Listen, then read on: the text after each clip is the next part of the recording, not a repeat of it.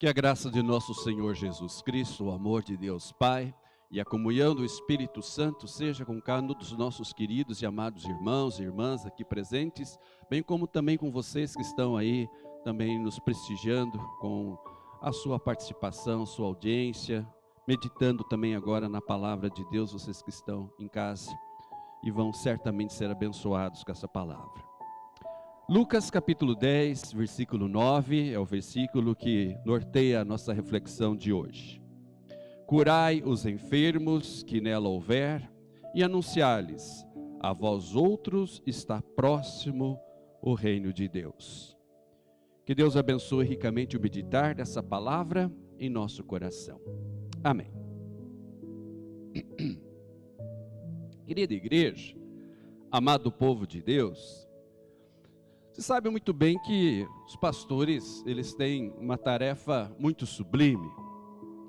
Faz parte de sua tarefa o que nós acabamos de cantar aqui, sobre levar Cristo para todos. E vez ou outra os pastores, eles fazem uma reflexão a respeito de como anda o seu trabalho, como anda a sua congregação, como ele, pastor, está se sentindo em relação ao seu ministério. Aí certo dia, então, um pastor, desses preocupados com o exercício do seu ministério, ele leu uma frase.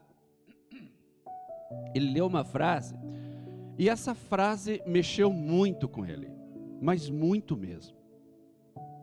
A frase dizia mais ou menos assim: não existe igreja pobre que não pode ou que não possa fazer missões. Existe igreja pobre por não fazer missões. Não existe igreja pobre que não possa fazer missões. Existe igreja pobre por não fazer missões. Aí essa frase, digamos assim, causou uma santa perturbação nesse pastor. Aí ele pensou, bom, agora, em vista dessa frase, faz tempo de repente que eu não destrincho esse tema, eu vou falar sobre o tema da evangelização no culto do próximo domingo, decidiu o pastor. Chegou o domingo, chegou o sermão, o pastor subiu ao púlpito, preparou, apresentou, compartilhou um belíssimo sermão sobre missão, sobre evangelização. E no final, então, da pregação, quase chegando à conclusão, o pastor olhou para a comunidade, os olhos bem abertos, ouvidos também atentos ao desfecho do sermão do pastor. O pastor perguntou para a congregação: quem deve evangelizar? Aí então seus congregados, querendo mostrar que aprenderam a lição do pastor, todos os seus congregados apontaram com o dedo para o pregador. Foi um show, um espetáculo. Aí o que o pregador fez? Ele tinha uma corda, imagine vocês, ele tinha uma corda e jogou essa corda no corredor da igreja. Aí ele começou a contar uma história para a comunidade entender como é que é essa história de evangelização e missão. A história que o pastor contou diz respeito a um acontecimento numa aldeia. Aquela aldeia, ela era cortada por um rio muito turbulento, um rio ameaçador. Aí de repente estava lá tudo na maior tranquilidade e essa tranquilidade foi interrompida. Ouviu-se um alvoroço terrível, um grito. Socorro! Dizia o grito. Socorro! O menino está morrendo no rio. Aí então todos olharam para o rio, aquelas ondas do rio muito fortes. As mães, quando ouviram esse grito de socorro, correram em direção àquela voz, e aquelas mães pensavam: será meu filho, será meu filho, será meu filho que está ali dentro do rio? Só se via a cabeça da criança para fora, e o rio, a correnteza, levando a criança embora. Aí então o rapaz ali da aldeia, um ótimo nadador, ele amarrou uma corda na cintura, e a outra extremidade da corda ele jogou em direção à multidão e gritou: gente, ó, eu vou buscá-lo, e vocês segurem a corda. E foi o rapaz, correndo, voou para dentro do rio. Mergulhando ali nas águas revoltas do rio, aquele voluntário, aquele rapaz, aquele ótimo nadador, nadava em direção à criança, e a criança já desaparecia, levada pela correnteza. As pessoas corriam na margem daquele rio, desesperadas, preocupadas: será que aquela criança é o meu filho? Será que, quem é aquela criança? Aí então aquele rapaz, aquele nadador, conseguiu chegar até onde a criança estava. Aquele nadador agarrou a criança nos braços. Aí quando as pessoas que estavam ali acompanhando toda aquela situação, correndo à beira do rio, respiraram aliviadamente. Aí então o nadador, já ali cansado, ele gritou: puxem a corda, puxem a corda. Gritou o nosso herói. E para o horror de todos, viram que ninguém havia segurado a corda. Cada um ali pensou que o outro ia fazê-lo. Cada um ali ficou preocupado: será que o filho é meu? Será que o filho é meu?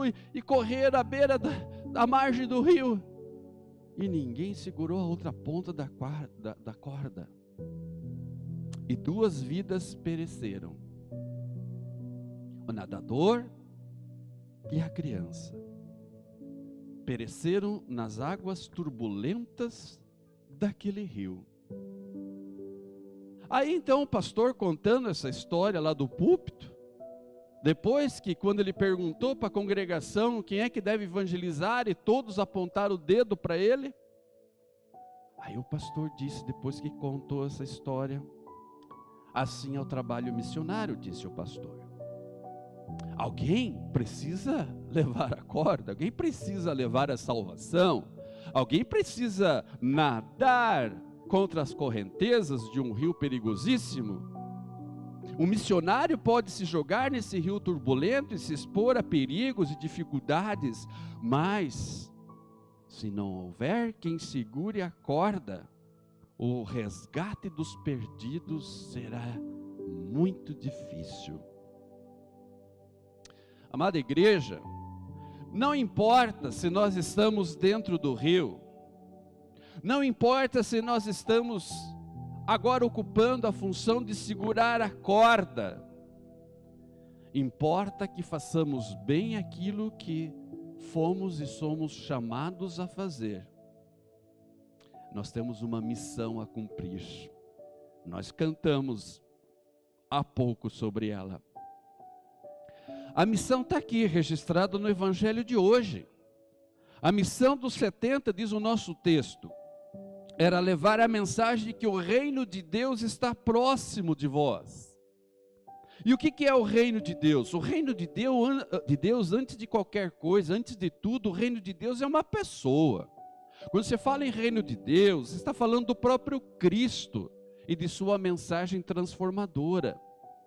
E aí quem o acolhe, encontra neste reino, neste acolhimento pela fé, a vida, a alegria, a salvação e, junto com isso tudo, o compromisso ou de cair dentro do rio, nadar em direção ao que está morrendo na incredulidade, salvá-lo, ou segurar a corda. Jesus alertou aos seus 70 parceiros de trabalho ou de precursores, porque eles estariam indo à frente para preparar o caminho de Jesus, e Jesus disse para ele, ó gente, ó, Jesus disse para eles, essa tarefa vai ser perigosa, não vai ser fácil, essa tarefa que vocês estão recebendo aí, vai oferecer riscos. Aí Jesus diz ali no versículo número 3, olha, eu vou enviar vocês como cordeiros para o meio de lobos. E essa é a imagem clássica da fraqueza diante da violência. Ele está dizendo aqui, olha gente, vocês vão para uma missão perigosa, uma operação, uma missão difícil. Vocês devem ter consciência de que não vai ser uma tarefa fácil, e vocês precisam entender que nem sempre as pessoas vão receber de braços abertos o que vocês vão compartilhar. Vocês vão enfrentar correntezas contrárias, e essas correntezas são sempre ameaçadoras. Jesus estava dizendo assim, olha gente, a mensagem que salva, ela vai ser rejeitada por muitos. E como de fato isso acabou acontecendo. Houve muita rejeição ao Evangelho. Só que Jesus diz, tal rejeição não passará impune. Aí Jesus professa os 3 ais. Um ai para Corazim, uma cidade de Corazim. Outro ai para a cidade de Betsaida. E outro ai para a cidade de Cafarnaum. Porque ali nessas cidades de Jesus havia desenvolvido o seu ministério, ele operou milagres, sinais, prodígios, mas não obteve a resposta que ele esperava. Aí vocês pensam, mas pastor, Cafarnaum não foi ao encontro da expectativa de Jesus? Logo Cafarnaum, ali na cidade de Cafarnaum, Jesus morou por muito tempo. Ali foi a casa de Jesus por muito tempo. Ali em Cafarnaum, nós temos o registro de um milagre espetacular. Um paralítico foi curado naquela cidade. Pessoas abriram o telhado de uma casa, levaram o paralítico para baixo onde estava Jesus, porque estava cheia a casa, e Jesus curou o paralítico. Ali em Cafarnaum foi onde aconteceu a cura da sogra de Pedro.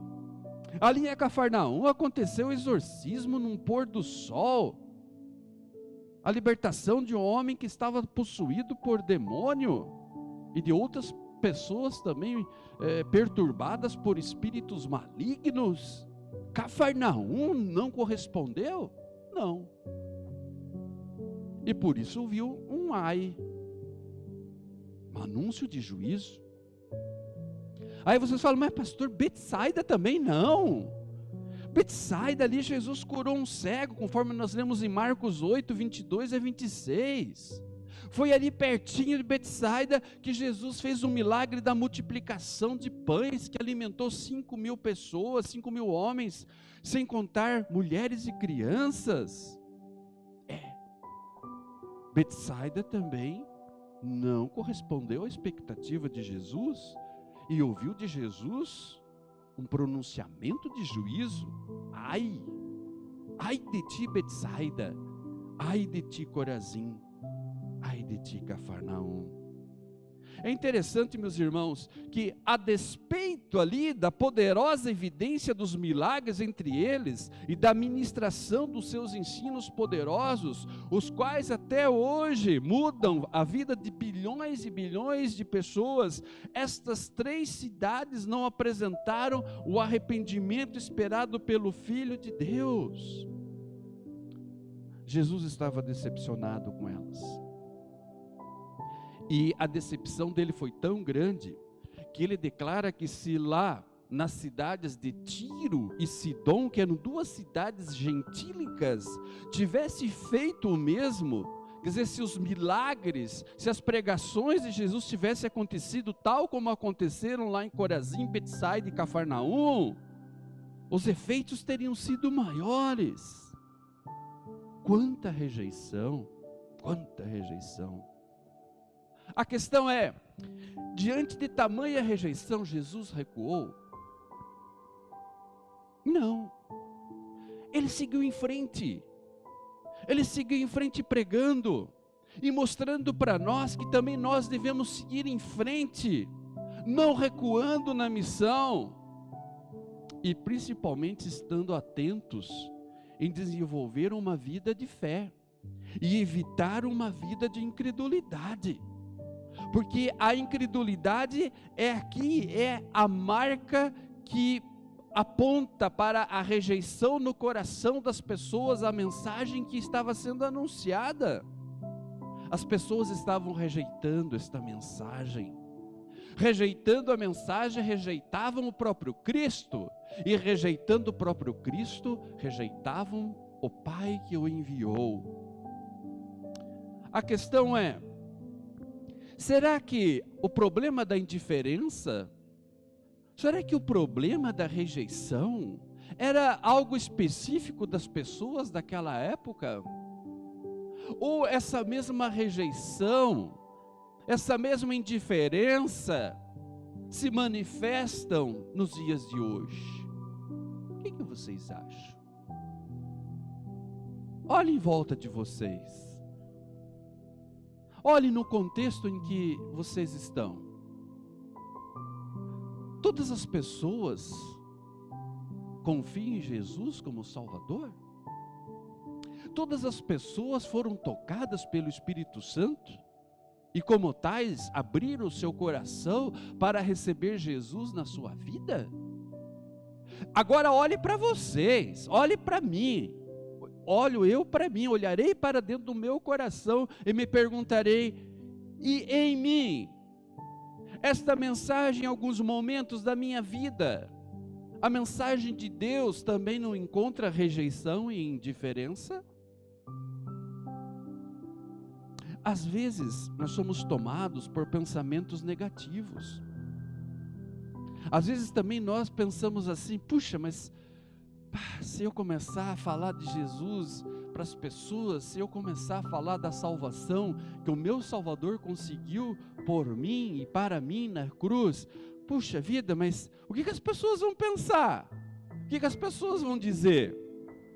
Sei lá, num aniversário meu, que está lá, um monte de gente, aquela coisa bonita, e de repente ali eu tiver a audácia de dizer: gente, hoje estou comemorando o meu aniversário, mas eu quero me lembrar não só apenas do meu nascimento físico, hoje estou aqui para compartilhar com vocês a minha alegria, pelo meu nascimento espiritual que aconteceu no dia do meu batismo, quando Deus veio e operou através da água purificadora e regeneradora uma nova vida, e tirou e arrancou do meu peito um coração de pedra, e no seu lugar colocou um coração de carne. E como é gostoso hoje eu aqui, diante de pessoas que eu tanto estimo, na comemoração do meu aniversário, poder dizer: eu sou de Cristo. Será que nós temos essa facilidade? Será que nós temos essa espontaneidade? Ou será que te fica pensando, se preocupando, vamos nos engessando sempre com aquela coisa, mas o que as pessoas vão pensar, o que as pessoas vão dizer se no meu estabelecimento comercial tem um livreto da hora luterana? O que essas pessoas vão dizer se ali, de repente, aonde eu estudo, aonde eu trabalho, eu carrego comigo um devocionário, Castelo Forte, uns 5 minutos com Jesus? O que elas vão pensar? Vou esconder, não vou mostrar. Se o meu vizinho vê que eu estou carregando uma Bíblia no domingo de manhã para vir no culto, o que eles vão pensar? Vocês já repararam como a gente faz isso? Aí alguém disse uma frase que eu queria mostrar para vocês como ela é importante, como ela precisa se tornar uma realidade na vida da gente. A frase diz assim: que a fé e a missão começam no coração e devem terminar nos lábios e nas ações. Bonita? Não podemos deixar que o receio, que o medo do que os outros vão pensar atrapalhem a nossa vida cristã. Nós não devemos achar que a tarefa dos outros aventurar-se nas águas turbulentas e ameaçadoras desse mundo para evangelizar pessoas que não conhecem Jesus. Não devemos achar que a tarefa dos outros o segurar a corda para o evangelista conseguir salvar a si mesmo e aquela pessoa que é o alvo de sua evangelização. Não podemos pensar que isso cabe apenas aos outros, não. Quem não se arrisca no rio tem a obrigação de ajudar, pelo menos segurando a corda, apoiando, orando, ofertando, para que a missão de Deus não se interrompa. Nós cantamos aqui, é urgente a proclamação do Evangelho. E aí a gente se pergunta, o que será que Deus está pensando de mim? O que será que Jesus está pensando de mim? Jesus, ele se decepcionou com Corazim, com Betsaida, com Cafarnaum. Ele proferiu ais contra essas cidades. Será que ele está proferindo um ai contra mim também? Aí novamente a gente olha para a Escritura Sagrada e nela encontra algo sensacional. De que esse nosso Jesus, ele continua oferecendo a sua compaixão, a despeito de todas as nossas decepções que causamos nele, ele continua ainda oferecendo a sua compaixão por meio do evangelho que ele estabeleceu. E através desse evangelho que ele estabeleceu, através do santo ministério, ele vai perdoando o seu povo, equipando o seu povo, fortalecendo o seu povo, para que, se não todos se jogarem dentro do rio para salvar pessoas, essa missão tenha quem a apoie com suas orações, com seu incentivo, com as suas ofertas. Meus irmãos, Jesus aqui inclusive ele vai falar em recompensa. Recompensa para aquele que se joga no rio ou recompensa para aquele que segura a corda. E essa recompensa não é riqueza desse mundo, não. Como muita gente às vezes pensa e se prega por aí, teologia aí, né, da prosperidade. É só ser cristão que tua conta vai ficar gorda. Não é essa a riqueza. Também não, a recompensa não é reconhecimento das pessoas, não é o aplauso das pessoas, não é. Mas qual é essa recompensa? Jesus fala um pouquinho sobre ela. A recompensa é a alegria pelo triunfo de Jesus sobre as forças espirituais do mal. Ali Jesus diz que ele viu Satanás caindo. Isso está lá na sequência do nosso texto. Ele viu Satanás caindo do céu como um relâmpago, versículo número 18. Gente, essa é a recompensa. A alegria pelo triunfo de Jesus sobre as forças espirituais do mal. E quando Jesus diz que ele viu Satanás caindo do céu como relâmpago, ele está retratando com vivacidade o efeito que tem a proclamação do reino sobre Satanás e seus servidores. Esse cair do céu, esse cair de Satanás como um relâmpago, acontece quando o pastor joga água sobre a cabeça da criança e diz: eu te batizo em nome do Pai, do Filho e do Espírito Santo. Esse cair de Satanás como um relâmpago acontece quando o ministro da palavra chamado e ordenado diz: eu vos perdoo todos os pecados em nome do Pai, do Filho e do Espírito Santo. Essa derrota satânica acontece quando ali na Santa Ceia você recebe o pão junto com o pão o corpo, você recebe o vinho junto com o vinho sangue do Salvador Jesus, e o pastor e o diácono dizem para você: isto é para a remissão dos teus pecados. Não há capeta que suporte essa mensagem. Não há Satanás que resista à mensagem do Evangelho. Esse é o domínio sobre a humanidade que Jesus, através do Evangelho, ele exerce. Meus irmãos, que alegria! Essa é a nossa recompensa.